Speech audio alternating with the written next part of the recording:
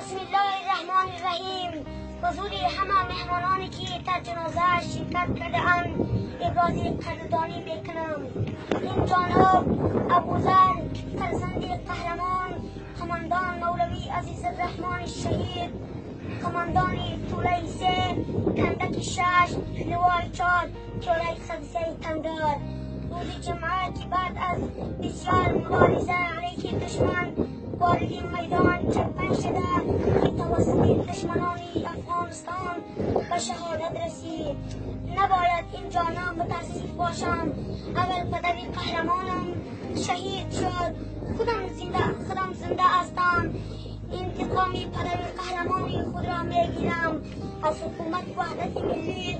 بسیار متاسفم که بعد از مجروح شدن پدرم حتی یک امبولانس را خواهان نبودند که زخمی پدرم را به شفاخانه انتقال بدهند. حکومت را مقصر میدانم. باید در قبال چنین وظیفه‌داری خیانت کرده قانون باید اجرا شود. مادرم بر مرگ بی‌تابوتی فرزندت منال. مادرم بر مرگ بی‌تابوتی فرزندت منال. باش یکدم روز تجلیل شهیدان میرسد. یک روز یک آن از مادر خود پرسان کرد مادر جان چرا اینقدر خفه هستی؟ مادرش گفت پسرم فرزند هنر باش نه فرزند پدر. فرزند هنر زنده کنن نامی پدر. با ادب باش پادشاهی کن، بی ادب باش هرچی خواهی کن. زمین الله پیدا کرده است، آسمان الله پیدا کرده است.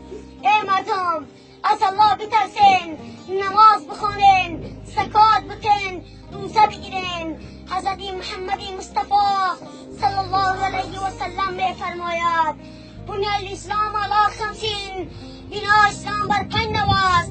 اول کلمه طیبه، دوم نماز، سوم روزه، چهارم زکات، پنجم حج بیت الله شریف. ذره خاک وطن را به کرملین ندهم. ذره خاک وطن را به کرملین ندهم. پر این باغ چمن را به واشنگتن ندهم. رگ از این خاک به لندن ندهم. به خدا جان دیم خاک به جرمن ندهم. من که افغانم و اسلام بود آیینم. من که افغانم و اسلام بود آیینم. نه به انگلیسی غلام و نه فدای چینم. آن کتاب زنده قرآن الحکیم حکمت او لا یزال از تو قدیم. حرف او را غیب تبدیلی نیست، آیت شرمنده و تاویلی نیست. نوع انسان را پیام آخرین حامل او رحمت للعالمین. رهزنان سیسی او رهبر شدن و از کتابش صاحب دفتر شدن. ربای خدا در همینجا باقیتان میرسانم. السلام علیکم و رحمت الله و برکاته.